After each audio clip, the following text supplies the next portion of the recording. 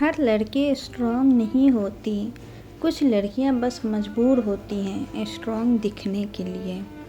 صبح اٹھتی ہیں، خود کی نیند پوری ہو یا نہ ہو، سب کے لیے چائے بناتی ہیں، گھر والوں کی مسکراہٹ کا خیال رکھتی ہیں، ہر چھوٹی چھوٹی ضرورتیں پوری کرتی ہیں۔ کبھی کبھی وہ خود بیمار ہوتی ہے لیکن پھر بھی اٹھ کر سب کا خیال رکھتی ہے۔ سب کہتے ہیں تم کتنی اسٹرانگ ہو، لیکن کوئی یہ نہیں پوچھتا کہ تم تھک بھی جاتی ہو یا نہیں۔ کبھی اس کا دل کرتا ہے کہ کوئی اس سے بھی پوچھے تم ٹھیک ہو، لیکن ایسا کبھی نہیں ہوتا۔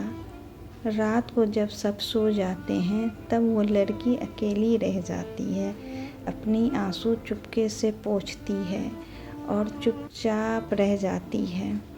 وہ اپنی پرابلم کسی کو نہیں بتاتی کیونکہ اسے ڈر ہوتا ہے کہ لوگ اسے کمزور سمجھیں گے، اور پھر وہ دھیرے سے کہتی ہے یا اللہ، میں اتنی کمزور کیوں ہو گئی؟ اس نے اپنے سپنے چھپا دیے، اپنی خوشی قربان کر دی، اس لیے تاکہ گھر والوں کو کبھی دکھ نہ ملے۔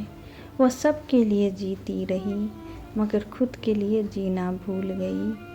لیکن اس کا دل کا بوجھ روز بڑھتا گیا۔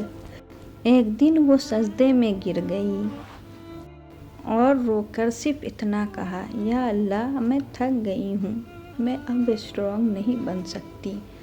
اور اس دن پہلی بار اس نے اپنا درد صرف اللہ کو بتایا، اور اس پل اس کا دل ہلکا ہو گیا۔ تب اسے سمجھ آیا کہ اسٹرانگ ہونا ضروری نہیں، اللہ کے سامنے ٹوٹ جانا ہی اصل طاقت ہے۔ اگر تم بھی ایسی ہی ہو جو سب کے لیے اسٹرانگ بنی ہوئی ہو تو یاد رکھنا، اللہ کے سامنے رو لینا، کیونکہ وہی ہے جو تمہیں سمجھتا ہے بنا بولے۔ تم اکیلی نہیں ہو، اللہ تمہارے ساتھ ہے، ہر وقت، ہر پل۔ لوگ تمہیں اسٹرانگ کہتے رہیں گے مگر اللہ تمہیں سمجھتا رہے گا۔